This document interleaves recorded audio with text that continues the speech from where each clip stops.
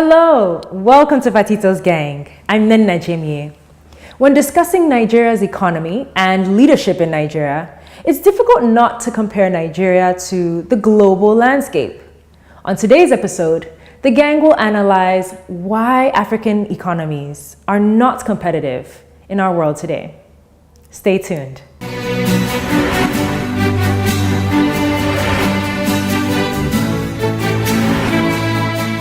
We are back. This is Patito's Gang. Subject really important one. On the 6th of February,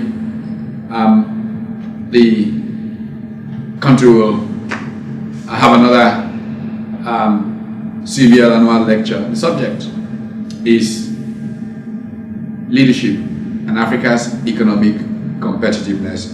About 5 or so former African heads of states and I guess one incumbent or two will be on the panel.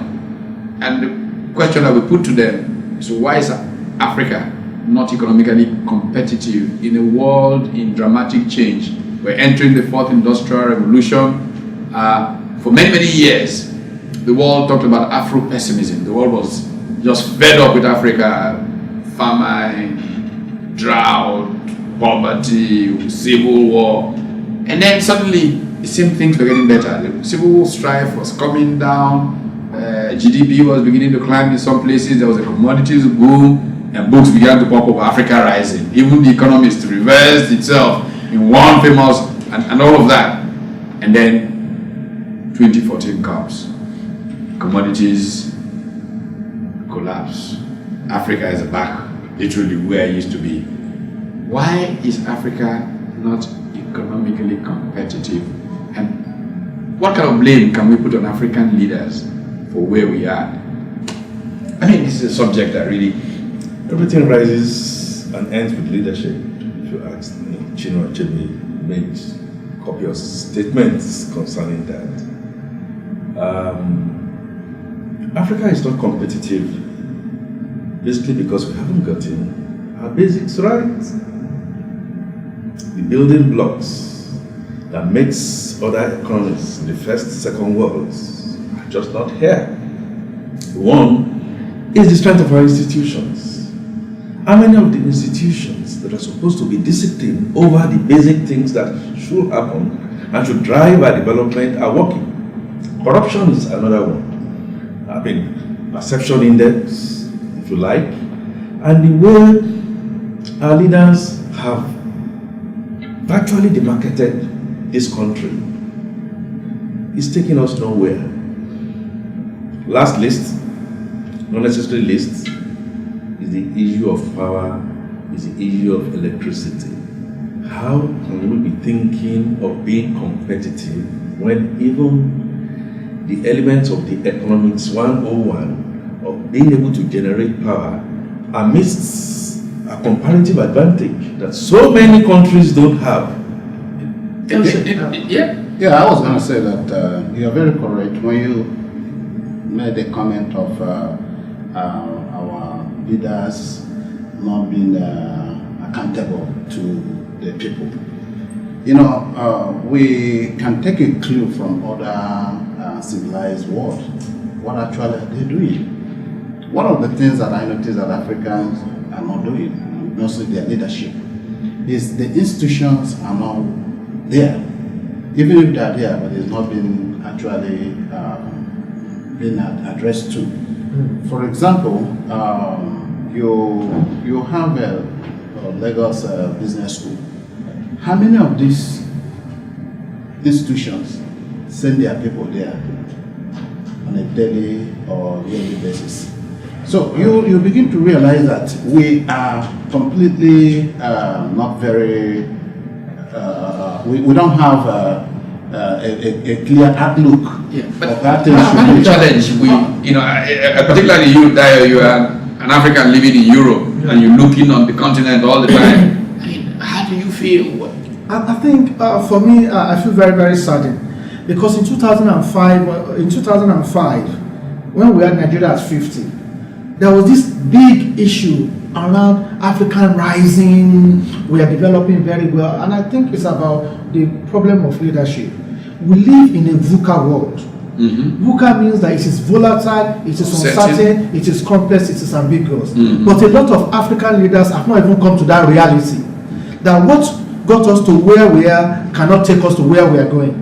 Now, as we are now talking about VUCA world, then we now enter the fourth industrial revolution. That says that destruction is going to be everywhere. And I think one of the things that our leaders need to invest in. Do our leaders do they even read? Do they know where the world is? Exactly. Because at the last conservative convention, Theresa May's fall, because of her speech, it was all over the world. What happened? Do you know that they said that they have to remove the conservative chair? They said they need a Facebook leader, not a Filofax leader. That things have gone past what they were thinking. They need modern thinking. Look at what happened in France. I was in Austria a few months ago. They are now bringing young people with new ideas, with innovative ideas, to be at the center to run the country. Look at the president of France, the French president. History has never said that it's not been able to run the country. It's running it very well. But when we have a leader, when we have a country that is a set of people that has been running the country for 20 years. I was with somebody yesterday and the person said that Nigeria is being run by about 20 people, and also in all political parties we have military leaders and the political leaders. That is the military leaders that are running. But in the military leaders, when it comes to political party, they merge to as one, to have one voice, and they've always been the one. So if African leaders have to be competitive, they have to first of all face reality. They have to develop their awareness skill. They have to accept that we live in a VUCA world. We are entering fourth industrial revolution, and we have to put the basics in place. We need good governance, good structure. Look at what Dubai has done. Dubai has prepared for the fourth industrial revolution. 2 months ago, the ruler of Dubai invited 1 million Arab youths to train them as coders, to train them as programmers who can work into the future. Because the reality is that we need to invest in our human capital.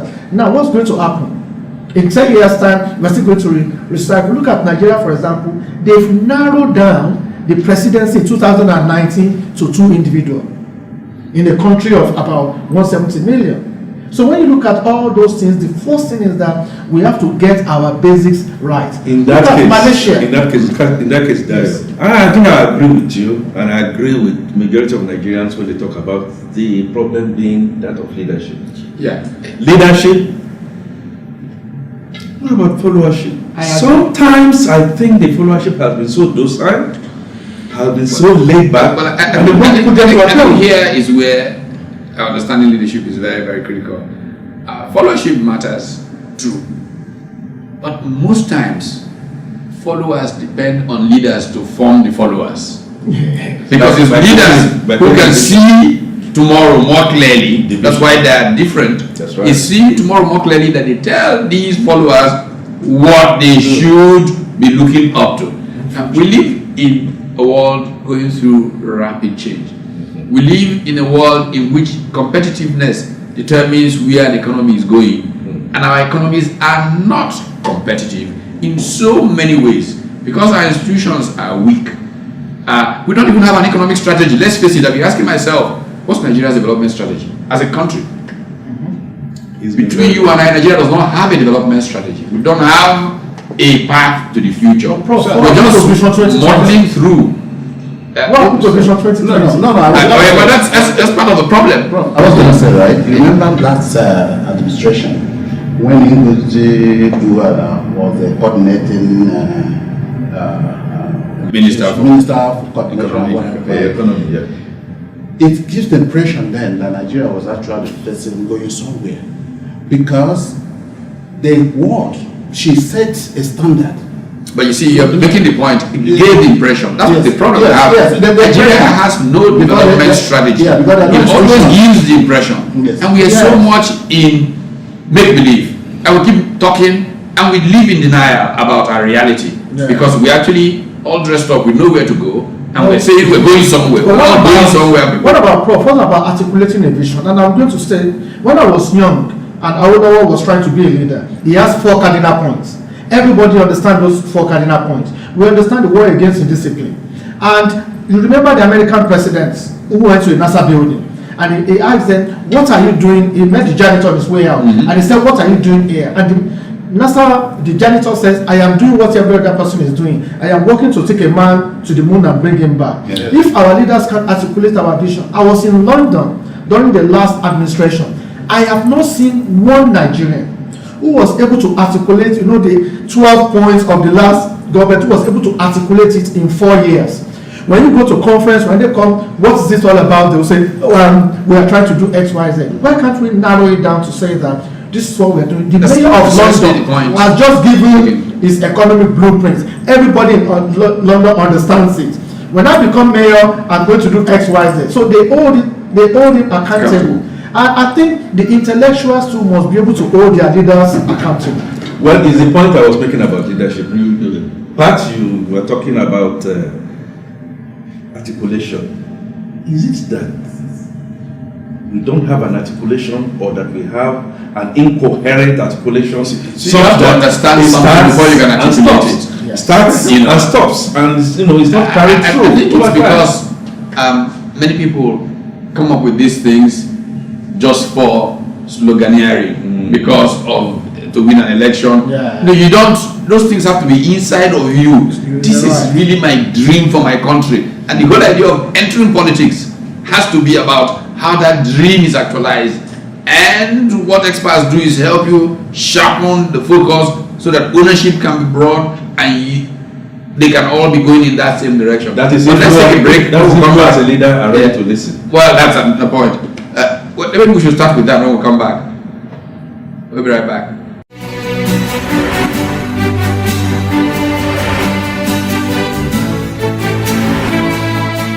The gang believes Nigeria's economy is not competitive in the world because it's missing some key building blocks. What are your thoughts? Let's hear from you. When the government is saying that way, it will be reduced. We don't have people that are just striving to get there. You can actually give out what you don't have. If you look at Africa as a whole, and if you look at West Africa and look at Nigeria, you see how we select our leaders. There's a lot of gap. There is a barrier. Someone that studies law and you bring him to head the sector of power, you can actually vouch for so many things like that. Our leaders, the truth is that they have not been fair to us in any way at all.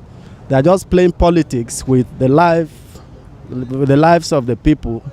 They have forgotten that the Bible said that a crown is not secured for all generations. So no matter the amount of money they amass for their generations, or let me say their children, they cannot sustain it for 3-4 generations. So whatever they do now, they are doing it not only against the masses now, but also against their generations. In times of leadership in this country, we have no leaders in this country.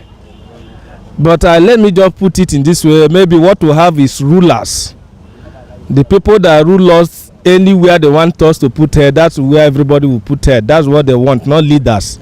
Because when you talk of leaders, a leader is supposed to be somebody that will lead you to a future, a bright future.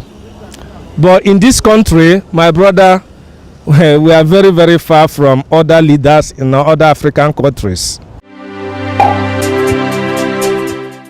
Leadership is the ability to manage men, human and material resources, put them together, let them work effectively for progress. Leadership is not a title, leadership is not a position, leadership is not some status. Leadership is exercised at all times when there is a problem that needs to be solved, or there is an aspiration that needs to be translated into reality. Leadership is the ability to envision, is the ability to convincingly galvanize people towards that vision, and is the ability to inspire action. I always tell people that a political appointment does not make you a leader. What makes you a leader is the respect you've earned from the contributions you've made to the development of the society? Well, leadership is what I consider the opportunity to influence and to empower others to be the best of themselves.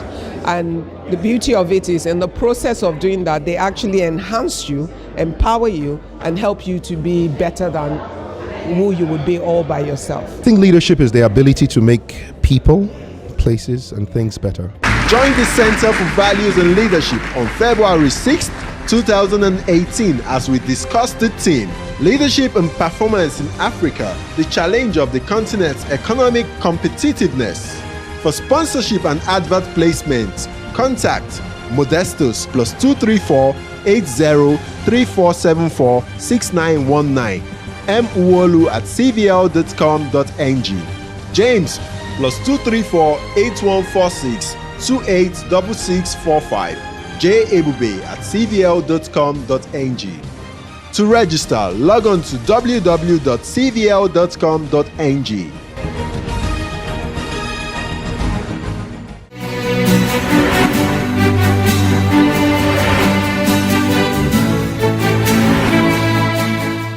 Now, we actually was coming in on listening.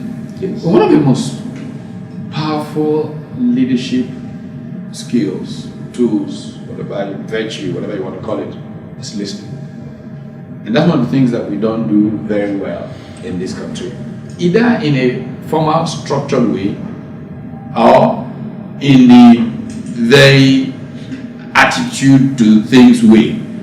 Many years ago, Harvard Business Review Classic was written by a Korean who's a professor. I didn't see it, and his colleague, Kim Rene Mbonye, and it was titled Parables of Leadership. It was a very simple folk tale about how a Korean king who wanted his son, the prince, to be the greatest ruler the world ever knew. And he sent him to a sage to train him. And the sage sent the prince into the jungle and said, look, stay as long as it takes, write down every sound you hear in the jungle. So after a long stay, the prince comes lugging this huge book of the sounds of the jungle in a wheelbarrow up to the prince, up to the sage, and says, sage, I got the sounds of the jungle. And the sage, without touching the book, says, I know there are many sounds that are not in that book. Please go, and when you finish, this prince was very upset. And as he went back, before you could tell, he heard some sound he hadn't heard before. And after a long while, it struck him. And he started to come back to the sage, carrying no book at all. He said, where are the sounds? Great sage, I've heard all the sounds of the jungle. Indeed, I've heard that which was not spoken. So a leader is someone who can hear that which is not spoken. Okay. But in our culture, what happens is that leaders surround themselves with people, first of all, who know very little, and then who, before they start talking, say to them, you know, Excellency, that thing you're about to say is actually correct. Well, sir, I was going to say that it's not that the leaders surround themselves with people who knows little. It's that the leader does not even give their people the opportunity for them to air their view. If you recall, we have a president that always said that you are my advisor, but I will do what I want to do. So what are you going to do? What are you going to talk about it? So the point I'm trying to make here is that the leaders, they have people that surround them that want to give them good advice. But because we don't have institutions that would actually hold those advices accountable, then the leader feels he's an emperor. He does whatever he wants to do. And to me, it's not the way to go as far as But you know, there was a time in this country where the public sphere was robust. When the Guardian started as a newspaper, the finest minds in the country put their ideas on the op-ed pages of, just as the New Nigerian was, the intellectuals in ABU and all of those kept that place vibrant. That is not happening anymore. Thought leadership is not there. Our political arena is bereft of ideas. You say that, and so there's no articulation of the things that will make our country competitive. We say a lot of things. Oh, we're doing this, we're doing that, and we believe ourselves, but we're lying to ourselves, because no matter how much noise we make about ease of doing business, the businessmen know who come into Nigeria. They know how much bribe taking and bribe. In fact, let's even come back home. I think the Nigerian media is one of the most corrupt institutions in the world. Yes, yes. And the Nigerian media is trying to hold people accountable. It is impossible, because there's an entitled mentality on the part of journalists to getting bribe. They feel, look, it's my right, you've not given me my bribe. So how can that journalist who say the politician, you've not given me my bribe, say that politician is corrupt? So will it be that generally it's about mindsets? And one of the things that we need to do, I think Professor Dweck did a lot of book on fixed and growth mindset. As people, we are raised with fixed mindsets. This is the way we do things. I am an elder. I know more than you. I have money more than you. I'm more educated more than you. As a result, we are not looking at changing. We are not looking at listening. I think one of the things we should supposed to be doing as a country is to be talking more about developing growth mindsets, so that way we will know that nobody has monopoly of knowledge, that I can also learn from you. In abroad, when you employ advisors, I sit on boards. When you appoint advisor, you have to listen to what they bring to the table before you make your decision. Because if there is a problem, they will ask, what did your advisor say on this? You look at your factor endowments. You decide to not to do general protection of your economy, but to say that this endowment we want to dominate the global value chain. So that the Koreans said, look, 30 years from now, we want to become the dominant shipbuilders in the world. And we do everything to ensure that the shipbuilding industry, even if we are going to normalize all of this, they have certain advantages that will enable them to become globally competitive along the value chains that relate to shipbuilding. The question that I keep asking myself, and I try very hard to find it, is what are the growth strategies of many African countries? You can see a pattern now. Ethiopia suddenly has become an economy to watch, one of the fastest growing in the world. Rwanda. Yes. And they're taking Lean's idea of light manufacturing within that industrial policy framework, and they are seeing growth. But there are also fundamental value factors like aid development and leadership. The first thing that leadership is about is to shape culture. The point you're talking about, mindset. Whatever leadership is about shaping culture. But you don't give what you don't have. Absolutely. And we don't have a cohesive vision. Leadership has not given us a cohesive vision. Now tell me, what vision do we have with the presidency? What vision do we have with the legislation? What vision do we have at the local government level? And it's the point I am saying that genocrats, all these 70, 80 and above should not continue to lead us, and the only set of people that will say that are the youths. We have to come together and grab. The problem should be the age of Rwanda. You know what is happening in Rwanda? Rwanda face a reality and say, the men do not have monopoly of knowledge. Women constitute a lot, and what is happening in Africa? In fact, in the world now, it seems Rwanda has the largest diversity of women in their cabinets, and we can see what is happening to that country. I think it's just about embracing everybody, the youth, the women, and everybody coming to the table. I was taking from this angle. Prof did mention about not having or not nurturing our own. That is part of it. For example, you have somebody like Innocent. I don't know the kind of support he's getting from the government. Yeah, I don't know. But you see, what is important is that this randomness. Oh, this guy is there. What does he get from government? That person is there. No, it's not a support system. Yeah, sure. That's what I mean. Yes. It's not about structure. Industrial policy based on factor endowments. Ethiopia said it wants to go into light manufacturing, and it wants to dominate in certain areas there. Then you allow policy to support light manufacturing to become not this man. Because it's so arbitrary. Oh, this man has this business, support this man. Then that's what the problem is with this country. So I think we are coming back to vision. Unfortunately, Vision Time is down. strategy. There isn't enough time to deal with this very important subject, and we will return to it. Besides the fact that it will be the subject of the next CBLNR lecture on the 6th of February, it is a subject that we need to keep on the front burner.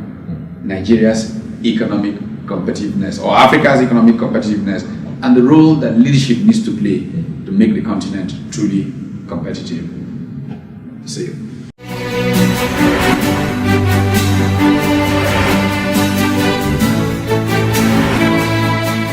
To conclude, the gang points out corruption and insufficient efforts to actually solve corruption as the primary reasons holding Nigeria's economy back. Well, that's all that we have time for today on Patito's Gang. Thank you for joining us.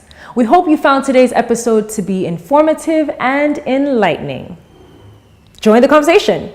Be sure to follow us on all our social media platforms displayed right there on your screen. I am Nina Jemie, and until next time, take care and be well.